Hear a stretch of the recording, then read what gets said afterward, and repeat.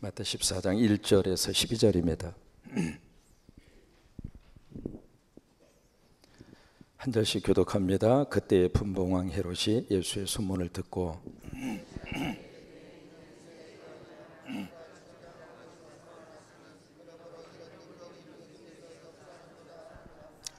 전에 헤롯이 그 동생 빌립의 아내 헤로디아의 일로 요한을 잡아 결박하여 옥에 가두었으니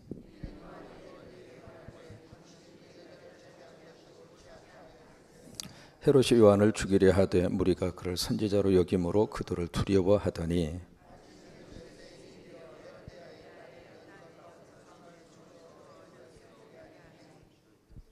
헤롯이 맹세로 그에게 무엇이든지 달라는 대로 주겠다고 약속하거늘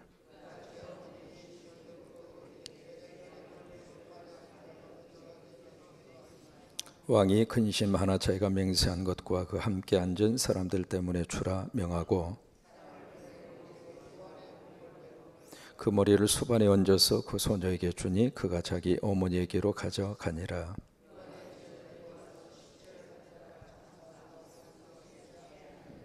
아멘. 할렐루야. 감사합니다. 새벽에 오시느라 수고하셨습니다. 우리 산림 1교구 우리 3지역 너무 애쓰셨습니다. 박수 한번 해주셔요. 네, 수고하셨습니다. 고맙습니다. 서로 한번 축복하시죠. 오늘도 미끄러지지 마세요. 예. 오늘 마태 14장에 보시면은 참 어떻게 이런 일이 역사 속에 일어날 수 있겠나 싶을 정도로 충격적인 내용이 성경에 기록이 되어 있습니다. 성경을 읽으시다가 아마 미성년자가 읽어서는 안 되는 부분 중에 하나가 오늘 마태 14장입니다. 어떤 사람의 머리를 참수를 해서 머리를 베어서 그것을 소반에 담아가지고 생일 선물로 달라고 할 수가 있고 또 그것을 또 멀쩡한 사람의 목을 잘라서 그것을 정반에 담아서 생일 선물로 약속한 대로 주는 사람이 어떻게 있을 수 있을까 싶을 정도로 어떤 의미에서 이 마태 13장은 굉장히 끔찍한 그런 내용을 담고 있는 장이 마태 14장입니다. 여러분 역사적으로 보면은 참 성경 성서 시대도 그러고 지금도 그러고 이 세상은 공평한 세상이 아닙니다. 어느 때는 악의가 판치고 있는 그런 모습을 많이 볼 수가 있고 때로는 의롭고 정의롭게 사는 사람이 참 고통을 당하고 핍박을 당하고 아픔을 당하는 경우도 많이 있고 그렇습니다. 오늘 1절을 보실까요? 1절에 보시면은 그때의 분봉왕 헤롯이 이제 한 사람이 등장을 하고 있죠. 그 성경에 헤롯이라고 하는 사람이 많이 등장을 해요. 등장을 하는데 예수님 당시에 예수님이 태어났을 때 그때 예수님이 태어났다고 하는 소식을 늦게 알고 3세 미만의 아이를 죽인 헤롯이 있습니다. 그 헤롯을 가리켜서 성경은 헤롯 대왕이라 그래요. 한번 해보세요. 헤롯 대왕. 그러니까 예수님 태어날 당시에 이스라엘 갈릴리 전체, 이스라엘 전체를 통치하던 물론 이제 로마가 점령하고 있었던 시절이었고 그래서 로마로부터 정권을 위임을 받습니다. 그래서 로마 황제로부터 정권을 위임을 받아서 그때 이제 통치하던 사람이 헤롯 대왕입니다. 그 당시의 사람은 그리고 이 사람이 BC 4세기경에 질병에 걸려서 죽어요. 죽는데 이 사람은 하도 정력이 좋아가지고 부인을 10명밖에 데리고 살지 않았어요. 그래서 여자 10명을 통해서 생산 공장이 많다가 보니까 거기서 나오는 생산품이 참 많았어요. 그러니까 자식이 참 많았거든요. 많았는데 그 자식 가운데 똑똑한 자식 3명을 골랐습니다. 첫째가 안디바, 둘째가 빌립, 세 번째가 아켈라오. 이 자식 3명 한번 기억하는 의미에서 한번 해보세요. 안디바, 빌립, 아켈라오. 이 똑똑한 3명의 아들을 딱 이렇게 뽑아가지고 자기가 죽으면서 그 나라를 세도로 다 구별을 했어요. 세계로 이렇게 나누어 가지고 그 나눈 지역을 통치할 수 있도록 이제 그 사람들을 성경에서는 분봉왕이라 그렇게 이야기해요. 원래 분봉왕이라고 하는 뜻은 4분의 1을 통치하는 다스리는 자, 지도자라고 하는 뜻입니다. 영어로는 client king이라 그렇게 이야기하거든요. 지금식으로 말하면 영주입니다. 영주. 뭐 땅덩어리가 큰 게 아니잖아요. 그 좁은 땅덩어리를 세 분을 해서 그 세 토막으로 내 가지고 그 중에 한 부분은 안디바. 그래서 성경은 헤롯 안디바 그렇게 표현을 하는 거예요. 이름을 그렇게 부르는 거거든요. 헤롯은 헤롯인데 헤롯 안디바, 또 헤롯 빌립 또는 헤롯 아켈라오 그렇게 이제 이름을 부르는 거예요. 그래서 오늘 여기서도 1절에 보시면은 분봉왕 헤롯이라고 하는 사람은 예수님 당시에 어린아이들을 죽였던 헤롯 대왕을 말하는 것이 아니라 그 대왕의 아들이었던 헤롯, 정확하게 말하면 헤롯 안디바입니다. 안디바라고 하는 사람이죠. 그 사람이 누구의 소문을 들어요? 예수님의 소문을 들어요. 이 예수님의 소문을 들었다 그 이야기는 예수님이 갈릴리 지역에서 기적을 행하시고 능력을 행하시고 권세 있게 사역을 하시고 그러다 보니까 백성들의 인기가 어느 쪽으로 기울어질 것 같아요? 예수님 쪽으로 기울어질 수밖에 없죠. 이제 그 소문을 여기에 헤롯 안디바라고 하는 이 분봉왕, 그 지역을 다스리고 있었던 지금으로 말하면 도지사급에 해당하는 헤롯 안디바가 그 소문을 듣는 거예요. 소문도 두 가지 소문이 있습니다. 좋은 소문이 있고 안 좋은 소문이 있습니다. 마케팅 중에서 가장 좋은 마케팅이 립 마케팅이다 그렇게 이야기해요. 입 마케팅이다. 입소문이 최고로 좋은 소문입니다. 그래서 교회도 좋은 소문이 날수록 그 교회가 부흥이 됩니다. 성광교회에 새로운 목사가 왔는데 괜찮더래야. 그러니까 그 교회에 대해서 좋은 소문이 날수록 그 교회에 새로운 영혼들을 하나님이 붙여주셔요.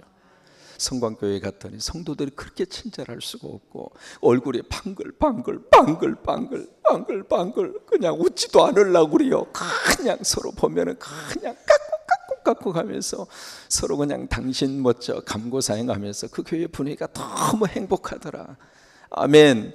교회 가니까 예배가 살아있고 그 교회 가니까 아멘도 살아있고 새벽을 깨우는 성도들이 시간이 갈수록 너무 많아가지고 2층 4층까지 꽉 차가지고 그냥 세상의 강대상까지 아직 안 올라오고 있지만 올라올 정도로 이것이 바로 뭐냐면 홀리 가십이라 그렇게 이야기합니다. 거룩한 소문이라. 이것을 존 스토트라고 하는 목사님이 그렇게 표시를 했어요. 홀리 가십이라. 가십이라고 하는 말은 여기저기 이야기를 하는 것을 가십이라고 그러잖아요. 근데 가십 중에서도 홀리 가십이 있어요. 거룩한 입소문이 있습니다. 여러분, 우리가 섬기는 교회 많이 소문낼 수 있기를 바랍니다. 우리가 섬기는 우리 함께 만나는 성도들 소문 많이 내시고, 내가 내 집 자랑하지 않으면 누가 자랑해 주겠어요? 그래 안 그래요? 그래서 이 헤롯 안디바는 그 예수님의 소문을 들었어요. 소문을 듣고 기가 막힌 반응을 보입니다. 2절에 보시면 신하들을 모아놓고 신하들에게 그렇게 이야기해요. 이것은 세례 요한이라. 그가 죽은 자 가운데서 살아났으니 그러므로 이런 능력이 그 속에서 역사하는도다 하더라. 사람이 영적으로 무지하면 이와 같은 생각을 할 수밖에 없어요. 그러니까 예수님이 그 능력을 행하고 기적을 행하니까 무슨 생각을 했느냐면 자기가 죽였던 세례 요한이 살아나서, 이 살아났다 그 이야기는 부활했다 그 말이 아니라 귀신이 됐다 그 말이에요.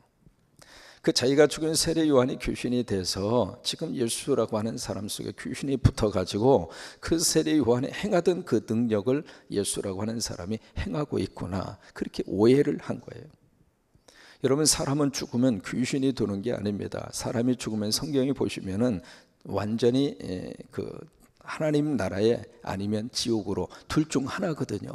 귀신이 돼서 또 돌아다니는 게 아니거든요. 그러니까 이 헤롯 안디바라는 사람은 이 영적인 세계에 대해서 무지하니까 이런 생각을 할 수밖에 없었던 거예요. 그러면서 3절 이하에 옛날에 있었던 사건을 성경이 기록을 합니다.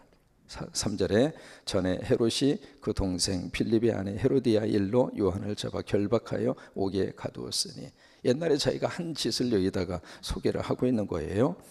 이제 그 3절에 보시면은 그 앞에 헤롯이라고 하는 사람은 헤롯 안디바, 그리고 두 번째 나온 사람은 헤롯 빌립, 두 번째.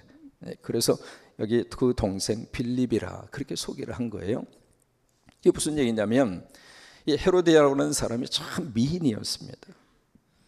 사람이 그러잖아요. 예쁘면 얼굴값을 한다고 그러잖아요. 그러면 미인이었던 이 헤로디아가 그냥 가만히 있었으면 좋은데 또 뭔가 자기의, 여기 지금 헤롯 안디바하고 헤롯 필립은 서로 형제지간이에요. 물론 이복 형제입니다. 형제지간인데 이 빌립, 이 헤롯 안디바라고 하는 사람이 자기 동생, 그리고 바로 밑에 어떤 뭐 이복 동생이도 어쨌든 자기 동생이죠. 동생의 이 빌립, 자기 동생 헤롯 필립의 아내를 건드린 거예요.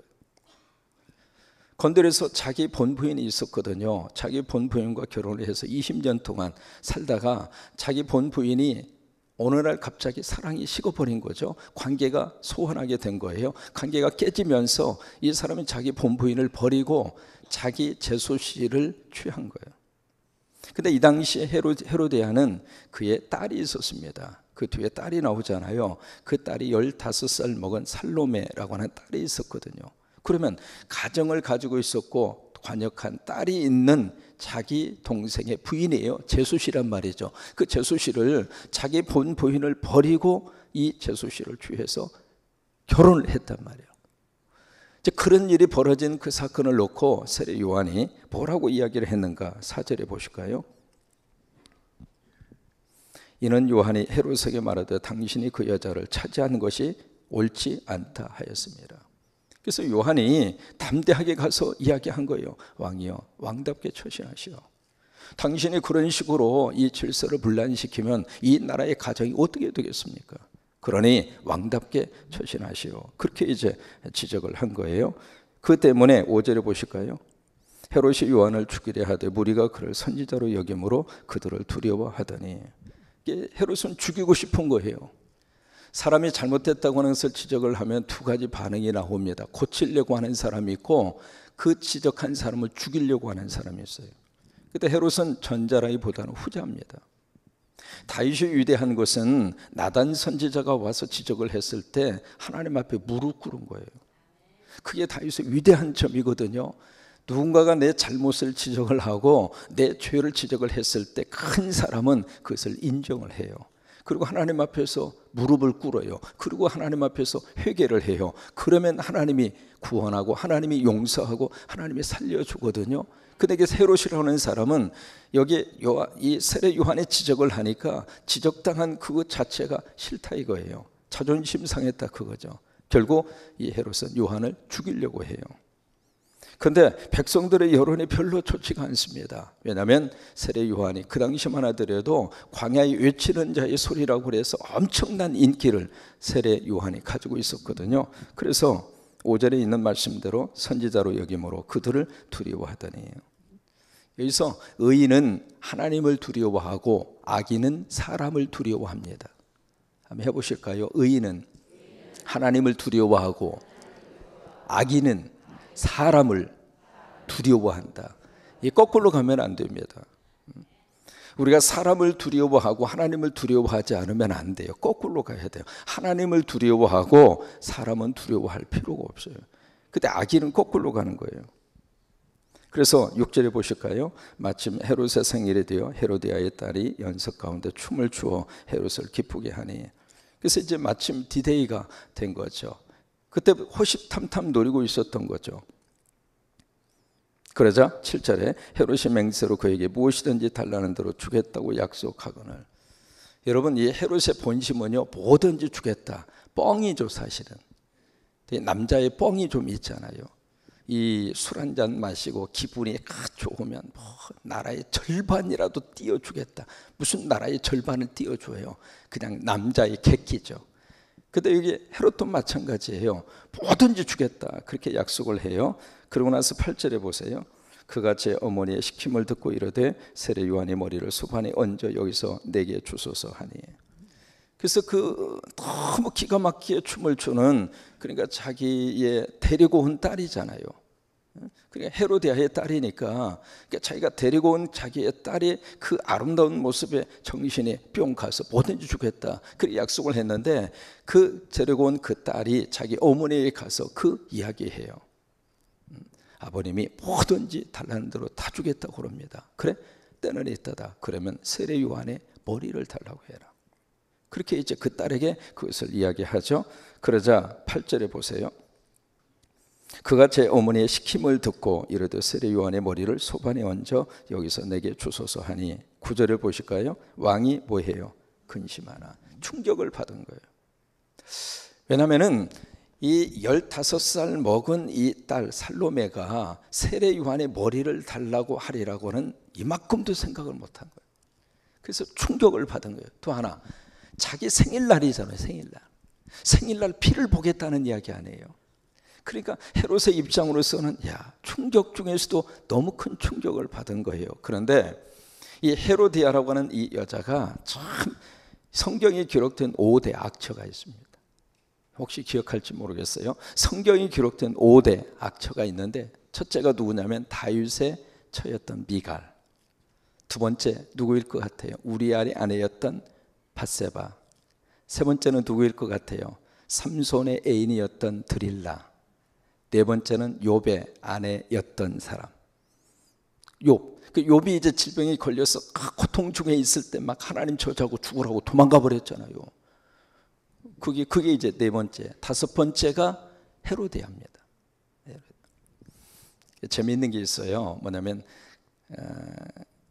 교회 학교 갔다가 자녀가 막 헐레벌떡 집으로 와가지고 아빠 왜 선생님이 숙제를 냈거든. 무슨 숙제? 성경에 3대 악처를 써가지고 오라고 그랬는데 내가 두 사람은 기억이 났거든. 근데 한 사람은 아무리 생각해도 기억이 안 나. 아빠, 그 사람이 누구야? 그러니까 아빠가 야 이놈아, 그것도 몰라? 네 애미 이름도 몰라 이놈아? 그러니까 성경에 5대 악처가 이제 그 사람들이거든요. 한번 꼭 기억하셨으면 좋을 것 같아요. 다윗의 처였던 미갈, 두 번째는 우리아의 아내였던 밧세바, 세 번째는 삼손의 애인이었던 드릴라, 네 번째는 욥의 아내, 다섯 번째는 헤로데아입니다. 그래서 이 헤로데아가 굉장히 악처 중에 악처거든요. 그러니까 이런 제안을 딸에게 해서 세례 요한의 머리를 달라고 한 거죠. 그러면 9절에 보세요. 그래서 왕이 근심하나 자기가 맹세한 것과 그 함께 앉은 사람들 때문에 주라고 명하고 10절에 사람을 보내 옥에서 요한의 목을 베어 그 머리를 소반에 얹어서 그 소녀에게 주니 그가 자기 어머니에게로 가져가니라. 사람이 말이죠, 특별히 여자가 한을 품으면 온유에도 뭐가 내려요? 서리판에 내려요. 여자는 약한 게 아니라 독합니다. 그래서 애기 하나나 애기 딱 둘 낳은 다음부터 여자 이겨먹으려고 생각하면 안 돼요. 차라리 져주는 게 속편합니다. 져주고 사는 것이 가정 평화에 참 좋아요. 괜히 이겨먹으려 했다가 괜히 얻어 터지고 말이죠. 밥 안 주면 남자는 꼼짝 못해요. 그렇잖아요. 그러니까 여기 헤로디아라고 하는 이 여자가 이렇게 독한 마음이 든 거예요. 독한 마음이. 그래서 결국 세례 요한이 머리에 참수를 당하고 세상을 떠나게 됩니다. 그러면 여기서 이제 하나 던져야 할 질문이 있습니다. 왜 성경은 세례 요한의 죽음을 이렇게 자세하게 기록을 하고 있을까? 그거예요. 단순히 역사적으로 있었던 사건을 우리에게 알려주기 위해서 세례 요한의 죽음에 대한 내용을 자세하게 기록하고 있는 건 아니거든요. 이렇게 기록을 하는 이유가 있습니다. 그것은 세례 요한의 죽음과 예수님의 죽음이 비슷합니다. 세례 요한이 불의한 헤롯에 의해서 죽은 것처럼 예수님은 불의한 바나바에 의해서 빌라도에 의해서 예수님이 죽음을 당하세요. 그런 것처럼 세례 요한의 죽음을 통해서 예수님의 죽음을 말하고 싶은 거예요. 예수님의 죽음. 그래서 세례 요한의 이 죽음의 희생을 통해서 희생이 있었던 것처럼 우리를 위해서는 하나님의 아들 예수 그리스도의 죽음과 십자가와 희생이 있었다. 그것을 기억하라고 하는 거예요. 여러분 혹시 보셨나 모르겠습니다. 패션 오브 크라이스트라고 그래서 그리스도의 순환이라고 하는 영화 혹시 보셨습니까? 그 영화를 만든 사람이 멜 깁슨이라고 하는 사람이에요. 멜 깁슨이라고 하는 사람인데 그 사람이 그리스도의 순환이라고 하는 영화를 만들면서 그렇게 이야기했어요. 뭐라고 그랬느냐면 우리는 지금까지 화려하게 장식되어져 있는 십자가 때문에 진정한 십자가의 고통과 십자가의 순환을 잊어버리고 살았다. 여러분 교회당에 걸려져 있는 십자가가 장식품이 아니거든요. 그냥 기독교의 상징으로 여기에다가 금빛 찬란하게 휘황찬란하게 뭐 폼나게 하기 위해서 이 걸어놓은 게 아니잖아요. 근데 우리들이 십자가에 대해서 그렇게 생각하는 가능성이 많다고 하는 거예요. 그래서 멜 깁슨은 그 영화를 통해서 그거 아니다. 여러분 십자가 그 그리스도의 순환, 패션 오브 크라이스트, 그리스도의 순환에서 마지막 영화의 장면 머릿속에 기억하시나 모르겠어요. 예수님이 십자가에서 달려서 마지막 돌아가시는 그 순간 하늘에서부터 눈물이 톡 떨어져요. 혹시 기억나셔요? 눈물이 떨어져요. 그 눈물이 바로 뭐냐면 하나님 아버지의 눈물이라고 하는 거예요. 그 눈물. 그래서 우리가 이 십자가의 가장 이 저기를 쉽게 우리들이 소홀히 여길 수 있고, 십자가를 어느 때는 뭐 별로 중요하지 않는 것처럼 생각할 수도 있고, 그게 아니라고 하는 거예요. 에밀 브루너라고 하는 신학자가 있어요. 에밀 브루너라고 하는 신학자가 그런 이야기 합니다. 우리가 진정으로 십자가를 기억을 할 때 기독교가 무엇인가라고 하는 것을 정확하게 이해하게 될 것이다. 그러니까 십자가를 놓치면 안 되는 거예요. 십자가. 여러분 십자가를 통해서 하나님의 풍성한 은혜를 우리에게 주십니다. 어떤 은혜를 십자가를 통해서 하나님이 주실까? 첫째로 용서의 은혜입니다. 가상 7언이라고 있잖아요. 십자가에서 예수님이 7마디의 말씀을 하시는데 그 말씀 가운데 첫 번째 말씀, 아버지여 저들이 하는 것을 저들이 알지 못하오니 용서하여 주옵소서. 그래서 십자가는 용서입니다. 어떤 일이 있어도 십자가 앞에 무릎을 꿇고 죄를 고백하면 하나님이 용서하세요. 그래서 십자가를 통해서 우리는 용서의 은혜를 받아요. 두 번째로 십자가를 통해서 우리는 영생의 은혜를 받습니다. 하나님이 세상 이처럼 사랑하사 독생자를 주셨으니 이는 저를 어떻게 하는 자? 믿는 자. 그 믿는 구체적인 내용이 무엇인가? 십자가와 부활입니다. 우리가 예수님을 믿는다 그렇게 이야기하죠. 그럼 구체적으로 뭘 믿는가? 동정녀 탄생 물론 믿어야 되겠죠. 예수님이 기적과 이적을 행하시는 거 믿어야 되겠죠. 근데 정말 우리가 믿어야 될 예수님의 가장 중요한 예수 그리스도의 구원사적인 사건은 십자가와 부활이에요. 그래서 우리가 예수 믿습니다 그 말은 십자가를 믿습니다 그 말이고, 부활을 믿습니다 바로 그 말이에요. 그러니까 그 두 가지를 믿음의 내용에서 빼버리고 나면 남는 게 없어요. 그러니까 이는 저를 믿는 자마다 내가 예수님을 믿습니다. 그 말은 구체적으로 내가 예수님의 십자가의 사건을 믿습니다. 내 죄 때문에 주님이 십자가를 지시고 십자가를 보혈의 피를 통해서 내 죄를 용서함 받을 수 있고 그걸 믿는 거예요. 그렇게 믿으시면은 주님이 우리를 용서해 주시고 십자가의 은혜로 덮어주시고 십자가의 은혜로 내 죄를 맑게 씻어주시고 그거거든요. 그러니까 이는 저를 믿는 자마다 멸망치 않고 뭘 얻어요? 영생을 얻어요. 그러니까 영생의 은혜는 어디에서 우리에게 주시느냐면 십자가에서 주시는 거예요. 그러니까 십자가 붙드는 사람이 영생의 축복을 받을 수 있는 거거든요. 그래서 십자가가 중요한 거예요. 세 번째로 십자가를 통해서 하나님이 무슨 은혜를 주시는가? 승리의 은혜를 주십니다. 골로새서에 보시면은 십자가로 말미암아 그들을 이기셨고, 그러니까 십자가 붙들고 살면 마귀와 사탄을 이길 수 있고 죄와 사망을 이길 수 있고 죽음을 이길 수 있고, 그래서 십자가는 승리의 은혜입니다. 세 가지 은혜. 첫째로 무슨 은혜라고 그랬죠? 첫 번째로 용서의 은혜, 두 번째로 영생의 은혜, 세 번째로 승리의 은혜. 한번 해보세요. 용서의 은혜, 영생의 은혜, 승리의 은혜. 그것이 바로 무엇을 통해서? 십자가를 통해서. 그래서 이 예수님의 십자가 사건이 부각시키기 위해서 마태는 14장에서 세례 요한의 죽음을 그렇게 자세하게 취급을 한 거예요. 여러분 오늘도 십자가 꼭 붙들고 승리하는 하루가 될 수 있게 되기를 주의 이름으로 축원합니다.